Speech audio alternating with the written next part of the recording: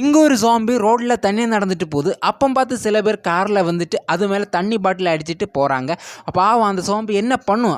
அதுக்கப்புறம் காட்டு வழியாக நடந்து போகுது. அங்கே பார்த்தா 2 சின்ன பசங்க ஜாம்பியை வழி மறைச்சு நிற்கிறாங்க.